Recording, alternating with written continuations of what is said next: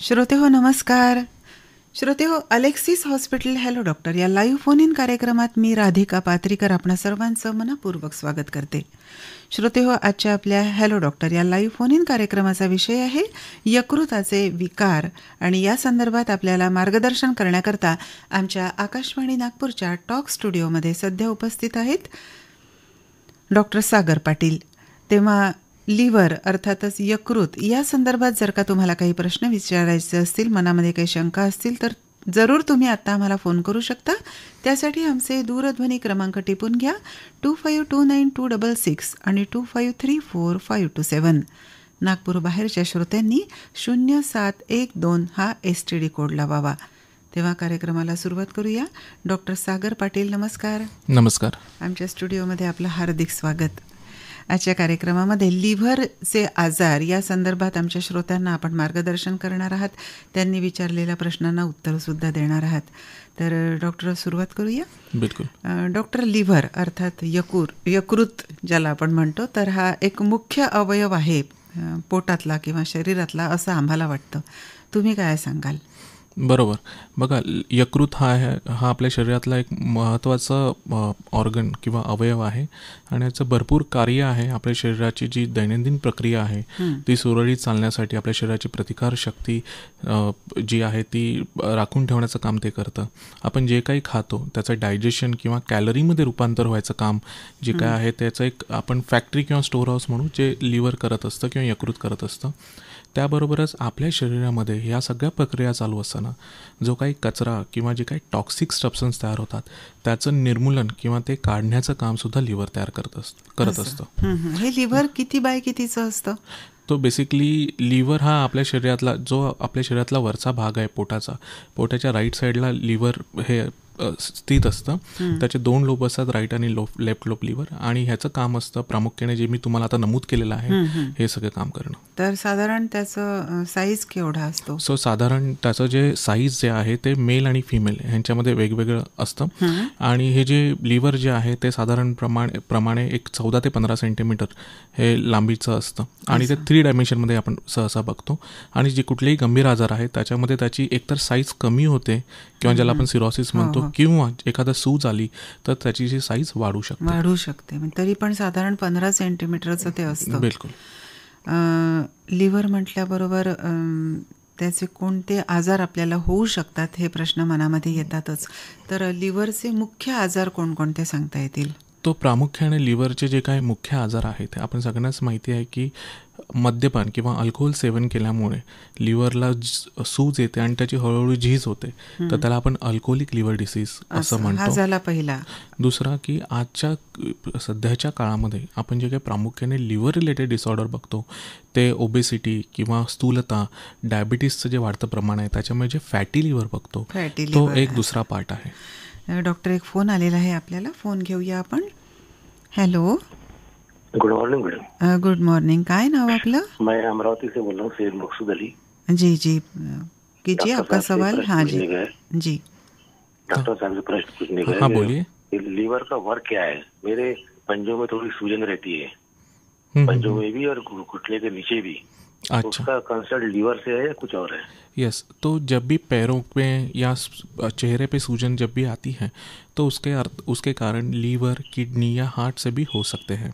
अगर इन तीनों में से एक्सरसाइज करने से ज्यादा होती है. हाँ, एक्सरसाइज जब करते ना वो ज्यादा एक्सरसाइज करो चलो तो उसमें आती सूजन. हाँ, तो वही है कि जब भी हमारे. हाँ जी, फिर से पूछिए. हाँ, लीवर से रिलेटेड है. हाँ सर, क्या करना चाहिए उसके लिए सर? जी, आप डॉक्टर साहब से सवाल कर रहे हैं, आप एक ही जन बोलिए वहाँ से. जी. हाँ जी, दूसरी आवाज नहीं आनी चाहिए. ओके जी, पूछिए आपका सवाल. मेरे पैरों पर थोड़ी सूजन रहती है, एक्सरसाइज करो तो थोड़ी ज्यादा सूजन मालूम पड़ती है, तो लीवर से कंसल्टेड है कि और कुछ है? यस, बिल्कुल. तो लीवर जो पैरों में सूजन आती है एक लक्षण है, जैसे बुखार एक लक्षण होता है. तो उस तरह से जब भी पैरों में सूजन आती है या पैरों में या चेहरे पे या हाथों में भी सूजन आती है तो उसका कारण लीवर, किडनी या हार्ट किसी से भी हो सकता है। अभी उसका तर्क अगर आप लगाएंगे तो अगर आपको उसके साथ पीलिया है, पेट सूज आ रहा है, अगर आप मद्यपान करते हैं या डायबिटीज़ है आपको एसोसिएटेड तो डेफिनेटली लीवर का इन्वॉल्वमेंट हो सकता है और उसके बारे में आपने डेफिनेटली आगे जांच करनी चाहिए। मला वाटतं यांचं समाधान झालं असावं. पायावर सुस्त आहे तर किडनीशी संबंधित आहे की लिव्हरशी, असा यांचा सरळ सरळ प्रश्न होता. बिलकुल. तर आपण बोलत होतो ते लिव्हरला होणारे आजार, त्यात तुम्ही सांगितलं फॅटी लिव्हर, त्याआधी सांगितलं होतं सिरोसिस, अल्कोहोलिक लिव्हर डिसीज आणि त्याचं रूपांतर साधारण झीज झाली की सिरोसिसमध्ये होतं. बरोबर आहे. या विषयावर आपण बोलणारच आहोत. एक फोन आलेला आहे आपल्याला. हॅलो. हॅलो. हां, नमस्कार. नमस्कार. नमस्कार. ऍक्च्युली माझा प्रश्न हा होता की एक मिनिट आवाज कमी करा. याच्यामध्ये प्रश्न विचारलेला होता की जसं अल्कोहोल घेतल्याने लिव्हरवर प्रॉब्लेम येतो, त्यासोबतच जसं मेडिसिन घेतात, जे कंटिन्युअस मेडिसिन घेतात, त्याचा पण त्याचा प्रभाव पडतो काय लिव्हरवर? बिलकुल. अगदी योग्य प्रश्न तुम्ही विचारलेला आहे. आपण जसं म्हणतो अल्कोहोलचं अतिसेवन केल्यामुळे लिव्हरची सूज आणि झीज होते, त्याचप्रमाणे ओव्हर द काउंटर ज्याला आपण OTC म्हणतो, काही मेडिसिन्स आपण जे घेतो त्याच्याने सुद्धा, त्याच्या अतिसेवनाने सुद्धा तुम्हाला त्रास होऊ शकतो. भरपूर वेळा आपण पाहतो की वाताचे जे आजार असतात किंवा बाकीची काही आजारामुळे लोक स्टिरॉइड्स घेतात आणि ते भरपूर कालावधीसाठी घेतात. तर जेव्हा आपण स्टिरॉइड भरपूर कालावधीसाठी तुम्ही घेता तेव्हा त्याचा कुठे ना कुठेतरी लिव्हरवर पण एक अफेक्ट होतो आणि त्याला सूज यायला सुरुवात होऊ शकते. सो हेच नाही तर बाकी अजून भरपूर औषधं आहेत की जे तुम्ही पेन किलर्स आहेत किंवा जे अल्टरनेटिव्ह मेडिसिन्स आहे त्याचा जर तुम्ही अयोग्यप्रमाणे वापर केला तर त्याच्यानेही त्रास होऊ शकतो. तर अशावेळी कुठलीही औषधं तुम्ही जर एका ठराविक वेळ मर्यादेपेक्षा जास्त काळाने वापरत असाल तर तुम्ही तुमच्या डॉक्टरांशी संपर्क करून त्यांच्या सल्ल्यानेच ती औषधं घेतली पाहिजे आणि योग्य वेळी ती औषधं थांबवली पाहिजे. साधारण खूप कालावधी करता औषधं घ्यायची नाहीत तर तो कालावधी किती? अच्छा, तर सध्या साधारणप्रमाणे प्रत्येक आजाराची एक मर्यादा असते आणि त्यानुसार त्याचा इलाज ठरतो. तर कुठलीही औषधं सुरू करताना आपल्याला एंड पॉईंट माहिती पाहिजे की आपल्याला कधीपर्यंत ती औषधं घेतली पाहिजे. जेव्हा तुम्ही नियमित डॉक्टरांकडे जाता, तज्ज्ञांकडे जाता, तेव्हा ती एक मर्यादा तुम्ही ठरवली पाहिजे. आज सगळ्यांना वाटतं की औषधं घेतल्याने बरेचसे आजारांचं निर्मूलन होतं, पण मला वाटतं फक्त औषधं घेतल्याने आजारांचं निर्मूलन होत नाही. तुम्ही जर योग्य वेळी योग्य उपचार घेतला तर त्याचं निदान तुम्हाला लवकर झालं तर डेफिनेटली तुम्हाला औषधं जास्त दिवस घ्यावी लागणार नाहीत. त्याच्याबरोबरच लाईफस्टाईल, डायटरी हॅबिट्स या सुद्धा गोष्टी तितक्याच इम्पॉर्टंट आहेत. साधारण 3 महिन्यातून, म्हणजे जर का नियमित औषधं कुठली घेत असू तर 3 महिन्याच्या नंतर तरी डॉक्टरांना दाखवायला पाहिजे असं म्हणतात. म्हणजे डॉक्टर सांगतात की केव्हा तरी एकदा फॉलोअप घ्या, वर्षानुवर्ष. बिलकुल. तर हा प्रश्न तुम्ही डॉक्टरांनाच विचारला पाहिजे की किती मर्यादा ठेवली पाहिजे. प्रत्येक आजार हे जनरल स्टेटमेंट होऊच शकत नाही. जसं तुम्ही ओव्हर द काउंटर म्हटलं की मेडिकल शॉपमध्ये डायरेक्ट जायचं आणि ॲसिडिटीच्या गोळ्या घेऊन यायच्या, तर सतत बरीच वर्ष जर का ॲसिडिटीच्या गोळ्या घेतल्या तर त्याचाही परिणाम लिव्हरवरती होईल का? पण बघा, ॲसिडिटीच्या गोळ्या तुम्ही कुठल्या घेतायत, कारण की त्याचे प्रकार वेगवेगळे आहेत आणि किती कालावधीसाठी घेत आहेत त्याचेही डेफिनेटली त्याचे काही प्रमाण कुठे ना कुठेतरी लिव्हरच नाही तर बाकीच्या अवयवांप्रमाणेही होणार. तर सर्वसाधारणपणे कुठलीही औषधं घेताना तुम्हीच ठरवलं पाहिजे की त्याची मर्यादा किती आहे आणि कुठलीही औषधं घेताना जस्ट केमिस्टकडे जाऊन विचारणं may not be a good one. You should see the doctor आणि डॉक्टरांचा सल्ला घेऊन ती घेतली पाहिजे. बरोबर आहे. एक फोन आलेला आहे आपल्याला डॉक्टर श्रोत्यांपैकी. राधिकाताई, डॉक्टर साहेब नमस्कार. नमस्कार. नमस्कार. काय नाव आपलं? मी लीलाधर चोपडे बोलतोय कारंजा घाडगेवरनं. हा, बोला, विचारा तुमचा प्रश्न. डॉक्टर साहेब, माझा प्रश्न असा आहे की जनरली 40 नंतर पोटामध्ये, म्हणजे मला आतापर्यंत काही होत नव्हतं पण आता माझं वय 49 वर्षाचं आहे आणि आता होतं कसं की जेवण केल्यानंतर फिरलंही काही जरी झालं तरी असं पोटामध्ये भरल्यासारखं वाटतं आणि अन्न कधी असं बाहेर आल्यासारखं वाटतं. तर त्याच्यासाठी नेमकं काय करावं आणि कुठल्या प्रकारच्या? सर, तुम्ही जे म्हणताय त्याला आपण मेडिकल टर्ममध्ये पोस्ट प्रँडियल डिस्ट्रेस किंवा डिस्पेप्सिया असं म्हणतो. थोडक्यात मराठी भाषेत म्हटलं तर अपचनाचा हा त्रास आहे. तर साधारणप्रमाणे वय वाढतं, वय, स्थूलता, त्याच्याबरोबर जर डायबिटीस किंवा लिपिड प्रोफाईल तुमचं अल्टर्ड असेल, तुमची ॲक्टिव्हिटी जास्त नसतील तर त्याच्यामुळे हा त्रास होऊ शकतो. तर सर्वसाधारणप्रमाणे हा जर त्रास होत असेल तर जसं मी म्हटलं, डायटरी हॅबिट्स, लाईफस्टाईल मॉडिफिकेशन ठेवले आणि जर तुमच्या डॉक्टरांना विचारून काही औषधं एका ठराविक मर्यादे काळापुरते तुम्ही वापरले तर तुम्हाला डेफिनेटली त्याचा त्याचा एक चांगला एक आराम त्याला मिळू शकतो.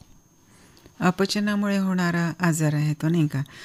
तर डॉक्टर, आपण लिव्हर संदर्भात बोलतो आहोत आणि लिव्हरचा संबंध सरळ सरळ जॉन्डिसशी आम्ही जोडतो, नॉन मेडिकोज. तर बरोबर आहे. तर जॉन्डिस किंवा कावीळ हे एक लक्षण आहे. जसं मी म्हटलं, ताप हे एक लक्षण आहे. ताप भरपूर आजारामुळे होऊ शकतो.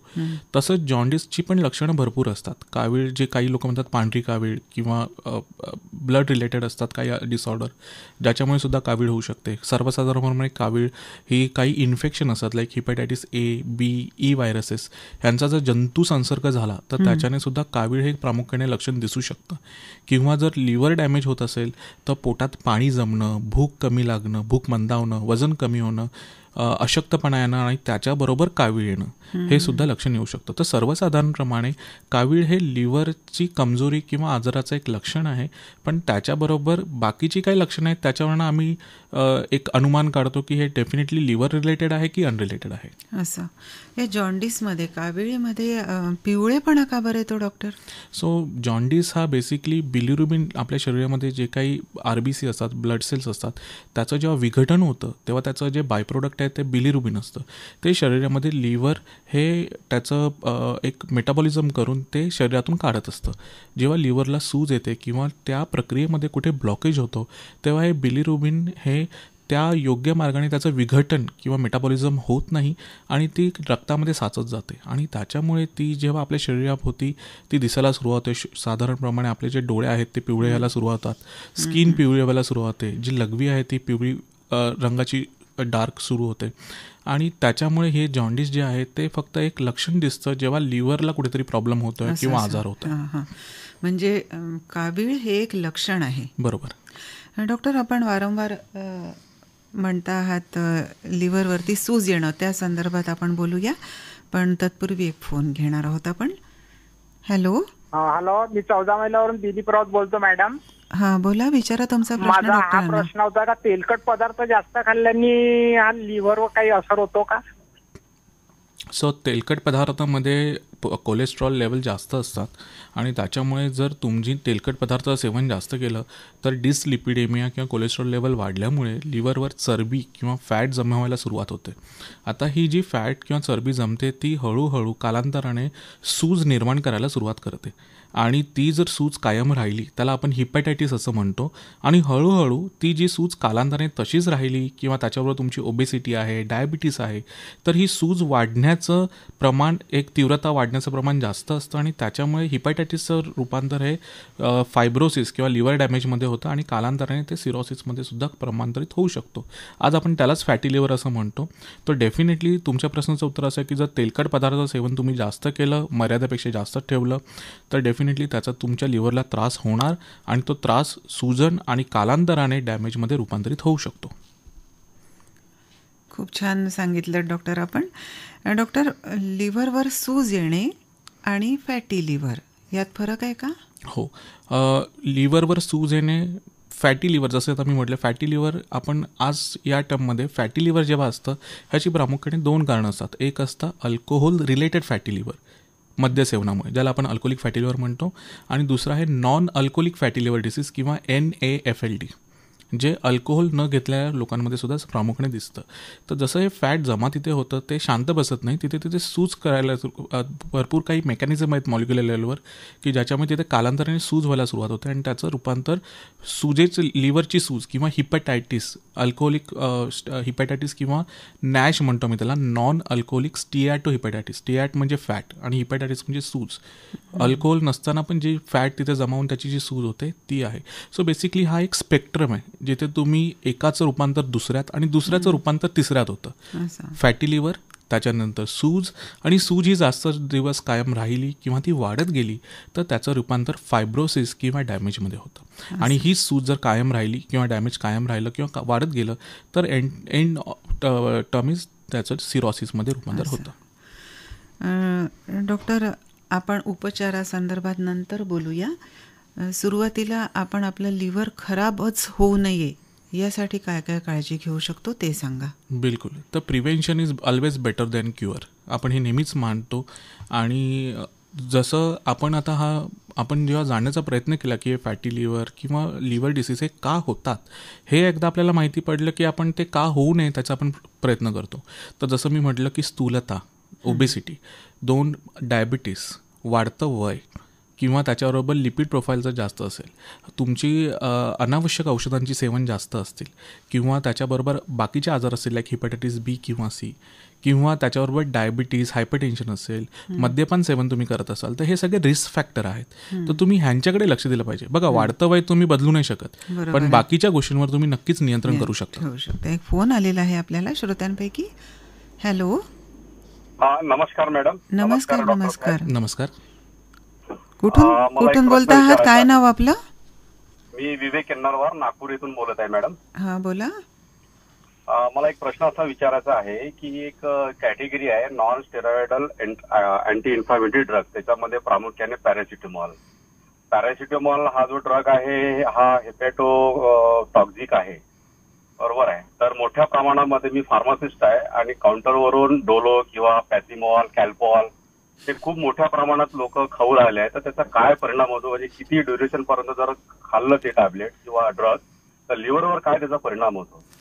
बिलकुल. बघा, ॲक्च्युली ना पॅरासिटामॉल हे non steroid anti inflammatory drug नाही आहे, पण डेफिनेटली तुमचा प्रश्न हा योग्य आहे की पॅरासिटामॉलचं सेवन जर तुम्ही जास्त प्रमाणात केलं तर ह्याच्यात 2 गोष्टी प्रामुख्याने महत्त्वाच्या आहेत.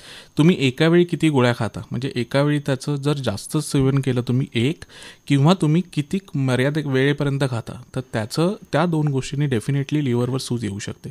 3, जर तुम्हाला ऑलरेडी तुमचं लिव्हर नाजूक असेल किंवा कमजोर असेल बिकॉज ऑफ मे बी तुम्हाला कुठलं दुसरं इन्फेक्शन आहे किंवा त्याच्याबरोबर तुमचं मद्यपानाचं प्रमाण आहे, डायबिटीस आहे, तर ते डॅमेज व्हायचं प्रमाण जास्त वाढू शकतं. तर हेच आपण डिस्कस करतोय की ओव्हर द काउंटर मेडिसिन कुठलीही अमर्यादित समयपर्यंत घेण्यापेक्षा तुम्ही तज्ज्ञांचा सल्ला घ्या आणि एक योग्य मर्यादा ठेवून योग्य ती औषधं घेतली तर नक्कीच या गोष्टी आपल्याला टाळता येतील. बरोबर आहे. म्हणजे जसा हा प्रश्न आम पब्लिकला पडतो, आम जनतेला, की ओव्हर दी काउंटर औषध घ्यावं की घेऊ नये, म्हणजे तशीच मनामध्ये भीती असतेच, तशीच भीती फार्मासिस्टच्या मनामध्ये पण राहत असेल ना. बरोबर. ज्यांचं दुकान आहे ती आपण किती देतोय गोळ्या आणि हे लोक किती तासाच्या अंतराने ती गोळी पुन्हा घेत आहेत. नाही, पण ते योग्य त्या नियमांचं पालन करायलाच पाहिजे आणि ते करतातही. डॉक्टर, नॉनव्हेज खाल्ल्याने लिव्हरवरती जास्त ताण येऊ शकतो का?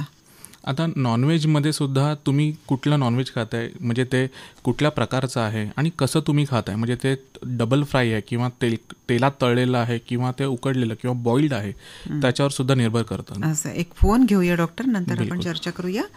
हॅलो. हॅलो. हा, नमस्कार. नमस्कार डॉक्टर साहेब. नमस्कार मॅडम. नमस्कार.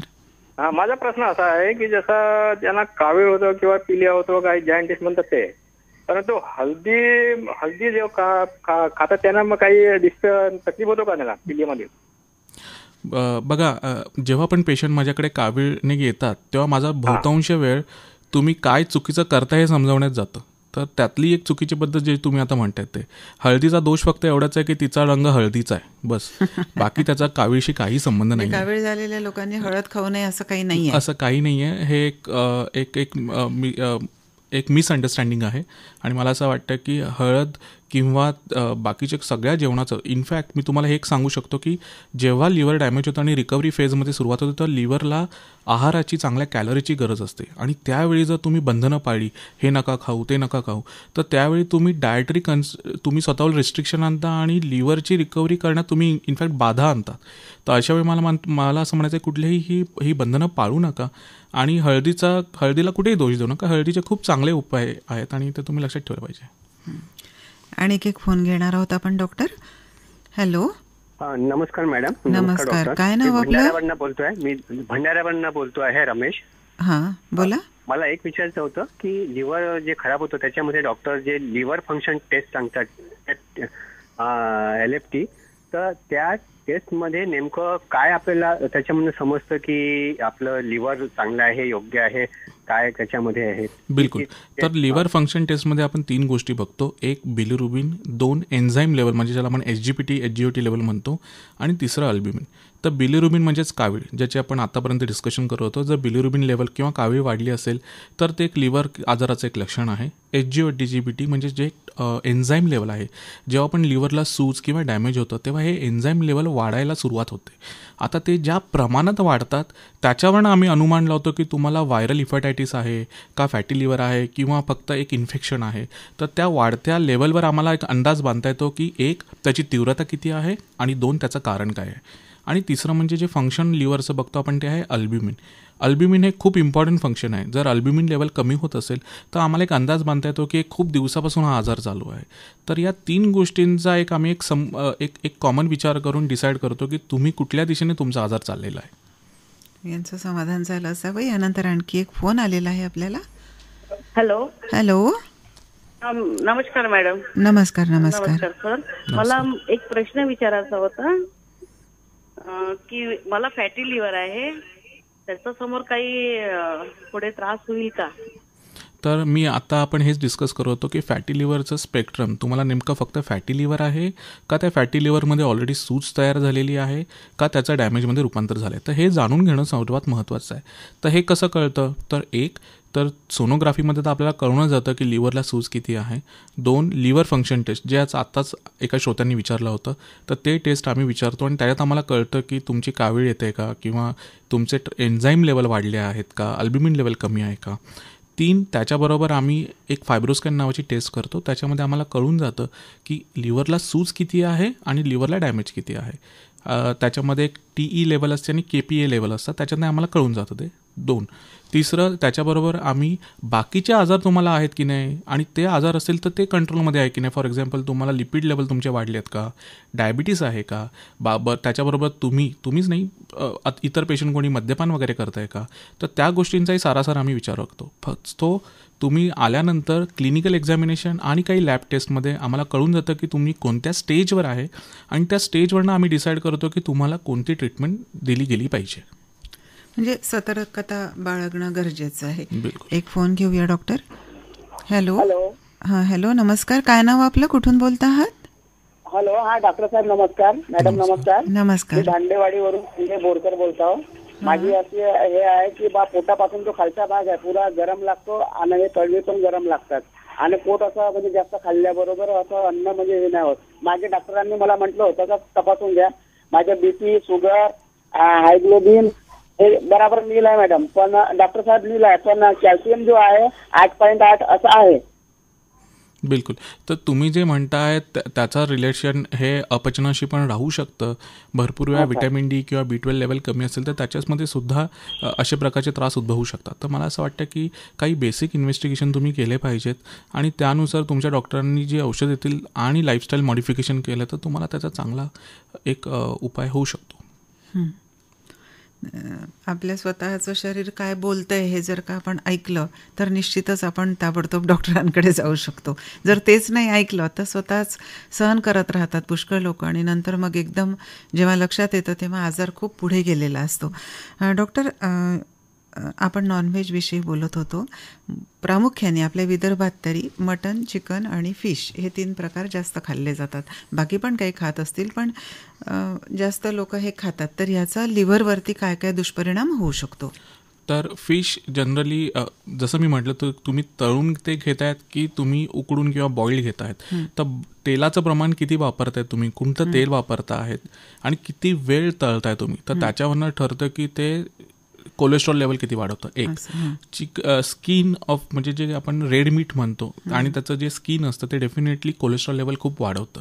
त्याच्या विरुद्ध जे चिकन आहे त्याच्यामध्ये जर तुम्ही बॉईल घेत असाल, एक जर तुम्ही खात असाल तर त्याचं प्रोटीनचं प्रमाण त्याच्यात चांगलं असतं.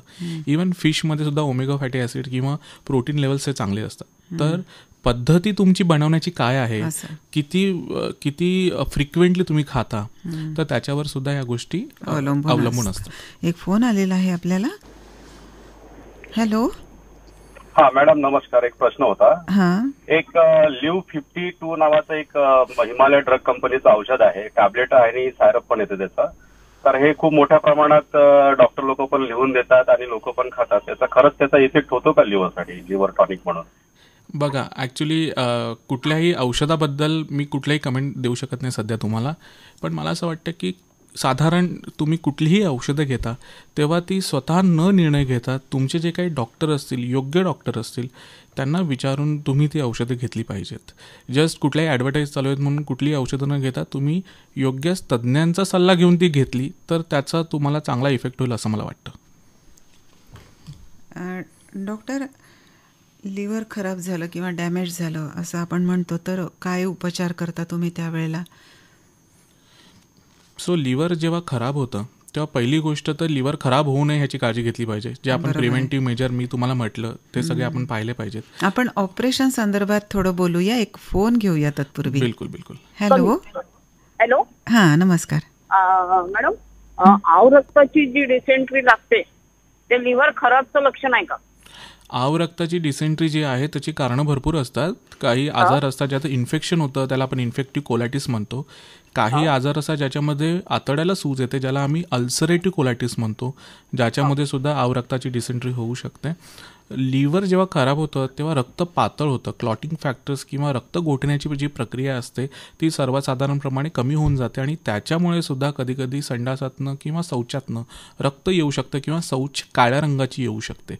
तर ते लिव्हर डिसीजचं एक कारण राहू शकतं. पण नुसतं एका लक्षणावरनं कुठल्याही आजाराचं निदान करता येणं एवढं सिम्पल नाही आहे. डॉक्टर, आपण ऑपरेशन संदर्भात म्हणजे आमच्या मनातल्या शंका विचारते की लिव्हर खराब झालं तर ते कापता येतं आणि ते पुन्हा वाढतं. बघा, लिव्हरची खूप चांगली रिजनरेशन कॅपॅसिटी असते, पण जेव्हा लिव्हर एका ॲडव्हान्स स्टेजमध्ये डॅमेज होतं तेव्हा त्याची रिकव्हरी पॉसिबल नसते, पूर्ण रिकव्हरी पॉसिबल नसते. जे काही औषध पद्धती अवलंबून आहेत ते आपण सर्वसाधारणप्रमाणे कॉम्प्लिकेशन वाढू नये म्हणून औषधं घेतो आणि जे बाकी आहे आपल्याकडे त्याला कसं जतन करायचं आणि त्याच्यावरनं कसं एक आयुष्य चांगलं जगायचं ह्याच्याकडे आपला कल असतो. परंतु आज लिव्हर ट्रान्सप्लांटेशन हा एक खूप चांगला ऑप्शन आपल्याकडे अवलंबून आहे. एक फोन आलेला आहे डॉक्टर आपल्याला. हॅलो. हॅलो. मला वाटतं संपर्क झालेला नाही. तर मी लिव्हर ट्रान्सप्लांटबद्दल तुम्हाला बोलत होतो की पूर्वी आतापर्यंत ही समज आहे की लिव्हर एकदा डॅमेज झालं तर आयुर्वेद ॲलोपॅथीमध्ये त्याचे काही ऑप्शन्स नाही आहेत आपल्याकडे. डॉक्टर जे काही औषध देतात ते फक्त एक टेम्पररी किंवा सपोर्टिव्ह केअर असतात. परंतु आता आपल्याकडे लिव्हर ट्रान्सप्लांटसारखा खूप चांगला ऑप्शन अवेलेबल आहे जिथे आपण लिव्हर हे जे निकामी होत झालं असेल तर त्याला आपण बदलू शकतो आणि जर ते वेगवेळी बदललं गेलं तर एक माणूस ज्याचं वयोमर्यादा ही काही महिन्या किंवा काही हार्डली 2-3 वर्ष असेल तो एक चांगलं आयुष्य जगू शकतो, एक नॉर्मल आयुष्य जगू शकतो. कोणाचे लिव्हर कोणालाही लागतं का मग? बघा, ह्याच्यामध्ये सुद्धा बऱ्याच गोष्टी असतात.